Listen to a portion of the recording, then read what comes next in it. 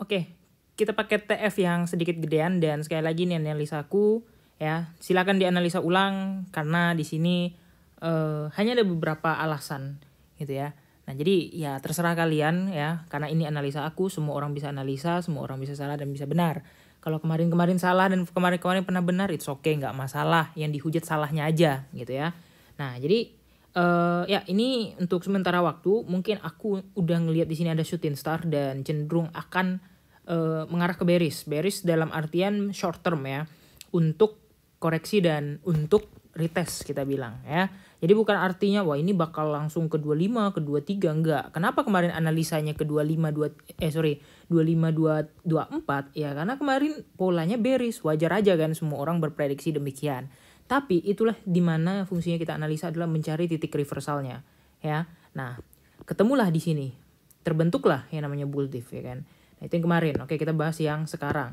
Nah, kalau dilihat di sini di EMA 200 itu belum ketes ya, belum krites. Nah, jadi plan aku mungkin di titik area merah ini adalah area-area yang cukup cukup berpengaruh atau area yang cukup krusial untuk dijadikan area retest. Nah, setelah retest ya, jadi kemungkinan kalau menurut aku bisa aja dia kayak gini ya, retest kemudian jemput liquidity kemudian dia naik ke atas gitu ya.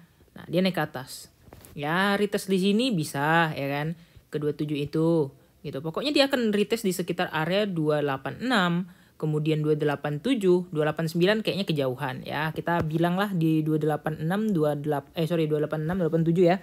Nah, di situ ya adalah possibilitasnya yang kemungkinan juga bisa diretest ke area tersebut. Nah, kita tambah lagi satu di sini di area 286 di sini ya. 286 ada apa sih situ? Kayaknya sih nggak ada sih apa-apa ya 286 ya, tapi kita garis saja ya. Karena soalnya di situ ada trend line-nya. Nah, 286 lah kita bilang di situ ya. Nah, jadi ketika udah berhasil breakout, jadi artinya itu udah bullish gitu ya. Dan sekarang RSI juga udah tinggi banget ya. Dan sepengalaman aku ketika RSI sedang tinggi dia akan koreksinya lumayan sedikit dalam gitu ya. Dari historical yang udah-udah. Tapi ya dengan ada bear div juga. Tapi di sini belum ada bear div-nya ya. Jadi ada kemungkinan dihajar dulu, bisa jadi turun dikit, kemudian dihajar ke atas ya dari sini, kemudian bisa balik lagi ke sini. Nah, di sini baru dia konsolidasi untuk breakout. Kalau aku lihat sementara waktu tuh kayak gitu ya.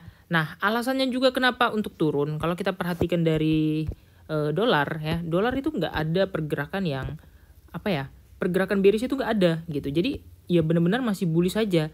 Tapi kenapa Bitcoin bisa spam itu gitu ya, itu pertanyaannya. Dan tentu ya Bitcoin bukan soal teknikal bang, tapi ya ekonomi dunia dan juga data. Oke, ini aku pakai ekonomi dia dan juga pakai data. Kalau data ya debt ceiling ya. Kalau kita lihat, nah ini aku ada rangkuman sedikit ya mana ya. Tadi aku sempat, nah ini aku jelasin dulu dari liquid map. Ini aku udah dapat liquid map. Nah, di liquid map ini jelas kalau kita perhatikan di 285 sampai 288 ini yang di garis ini nggak ada likuiditas sama sekali alias kosong. Ya. Nah, kalian bisa lihat sendiri di sini tuh kosong. Yang terdekat di sini tuh kosong. Tapi yang banyak itu kan warnanya yang ke pink ya. Nah, ini kalian bisa lihat indeksnya di situ kalau kayak warnanya pink atau ke arah merah itu banyak likuiditasnya. Ini paling banyak di sini di area sekitar 27 sampai 26728. Di situ banyak banget ya. Nah, ini aku udah update tadi 27 sampai 267. Di situ ada likuiditas yang lumayan banyak gitu. Tapi kalau dia ke atas, dia mau makan apa sebenarnya? Itu pertanyaannya. Dan sebenarnya liquid map tadi malam sempat dia ngupdate jam 4 ya. Dan sebenarnya kalau aku juga baca dari jam 4 itu bisa aja juga salah sih. Nah, kalian bisa lihat ya. Ini jam 4 ketika Bitcoin udah di 275 ya, orang pasti nge-short. Tentu ya, kenapa? Di 273, 27 pas itu lebih banyak daripada dia naik ke 28. Dan dari sini aja udah kebaca gitu ya. 281, 282, 285, tadi sempat 284 sekian ya. Itu udah habis semua. Jadi likuiditasnya di sini itu jauh lebih sedikit. Ya, dan udah habis semua. Jadi udah dilahap semua yang di sini. Ya. Jadi besar dong, ke arah sananya lebih besar gitu. Ya. Nah, kalian bisa lihat sendiri lah, ini likuiditasnya benar-benar data yang paling sering dipakai gitu. Nah, jadi ada kemungkinan ya, ada kemungkinan aja nih, kemungkinan bisa salah bisa benar. ada kemungkinan kalau misalnya si bandarnya ini tadi dia tahu orang pada nge-short di daerah tersebut karena apa? Satu, likuiditasnya lebih banyak di bawah. Yang kedua juga di area resistance dan dijebol ya. Itu hal yang biasa. Makanya bisa ngepump sekencang itu. Kenapa? Karena orang cenderung cenderung masang order sell gitu daripada nge-buy.